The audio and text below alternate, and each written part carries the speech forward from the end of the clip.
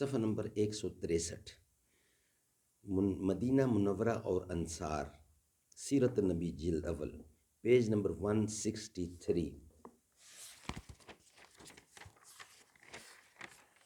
اردو زبان میں سرور عالم صلی اللہ علیہ وسلم کی سیرت پر جامع ترین کتاب سیرت النبی صلی اللہ علیہ وآلہ وسلم، علامہ شبلی نعمانی رحمۃ اللہ، علامہ سید سلیمان ندوی رحمۃ اللہ۔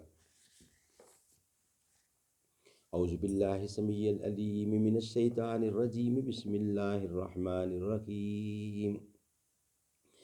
الحمد للہ رب العالمین والصلاة والسلام علی رسولہ محمد وعلی آلہ واصحابہ اجمعین۔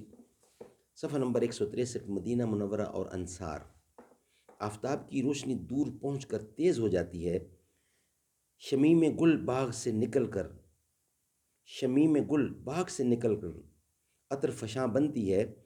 آفتاب اسلام طلوع مکہ میں ہوا لیکن کرن مدینہ کے افق پر چمکی۔ مدینہ کا اصل نام یثرب ہے۔ رسول اللہ صلی اللہ علیہ وسلم نے جب یہاں آ کر قیام کیا تو اس کا نام مدینۃ النبی یعنی پیغمبر کا شہر پڑ گیا، اور پھر مختصر ہو کر مدینہ مشہور ہو گیا۔ یہ شہر مدتوں سے آباد ہے۔ قدیم زمانہ میں یہودی آ کر یہاں آباد ہوئے، ان کی نسلیں کثرت سے پھیلیں اور مدینہ کے اطراف ان کے قبضہ میں آ گئے۔ انہوں نے مدینہ اور اس کے حوالی میں چھوٹے چھوٹے قلعے بنا لیے تھے اور ان میں سکونت رکھتے تھے۔ یہود کے متعلق زاہد تحقیق آگے آئے گی۔ انصار اصل میں یمن کے رہنے والے اور قحطان کے خاندان سے تھے۔ یمن میں جب مشہور سیلاب آیا جس کو سیل ارم کہتے ہیں، یہ لوگ یمن سے نکل کر مدینہ میں آباد ہوئے۔ یہ دو بھائی تھے، اوس اور خزرج۔ تمام انصار ان ہی دو کے خاندان سے ہیں۔ انصار کے نسب اور مدینہ میں آباد ہونے کی تفصیل آئے گی آگے۔ جو قبیلے آپس میں ایک دوسرے کی اعانت و شرکت کا معاہدہ کرتے تھے وہ باہم حلیف کہلاتے تھے۔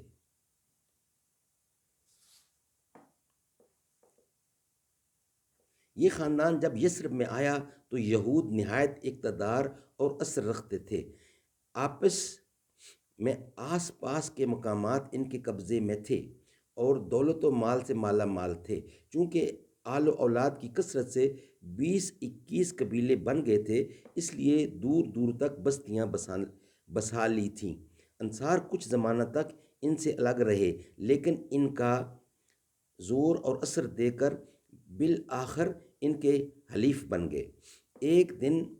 ایک مدت تک یہ حالت قائم رہی، لیکن اب انصار کا خاندان پھیلتا جاتا تھا اور اقتدار حاصل کرتا جاتا تھا۔ یہود نے پیش بینی کے لحاظ سے ان سے معاہدہ توڑ دیا۔ یہودیوں میں ایک رئیس فتیون پیدا ہوا جو نہایت عیاش اور بدکار تھا۔ اس نے یہ حکم دیا کہ جو دوشیزہ لڑکی بیاہی جائے پہلے اس کے شبستان عیش میں آئے۔ یہود نے اس کو گوارا کر لیا تھا، لیکن جب انصار کی نوبت آئی تو انہوں نے سرتابی کی۔ اس زمانے میں انصار کا سردار ایک شخص مالک بن اجلان تھا۔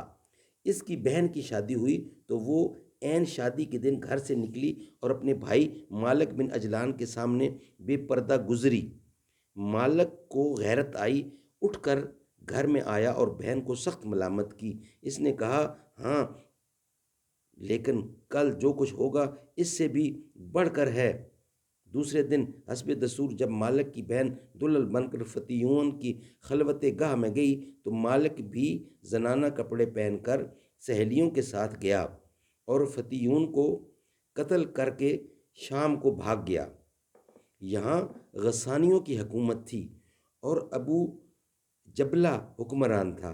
اس نے یہ حالات سنے تو ایک فوج گراں لے کر آیا اور اوس اور خزرج کے رؤساء کو بلا کر ان کو خلعت اور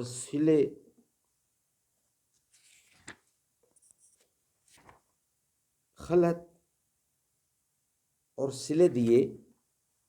پھر رؤسائے یہود کی دعوت کی اور ایک ایک کو دھوکے سے قتل کر دیا۔ یہود کا زور اب ٹوٹ گیا اور انصار نے نئے سرے سے قوت حاصل کی۔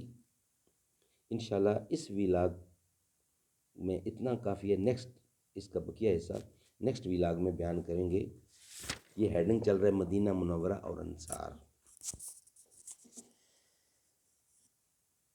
نہ ایسی زلفیں نہ ایسا چہرہ، نہ یوں کسی پر شباب ہوگا، جواب ہوں گے سبھی کے لیکن نہ مصطفیٰ کا جواب ہوگا۔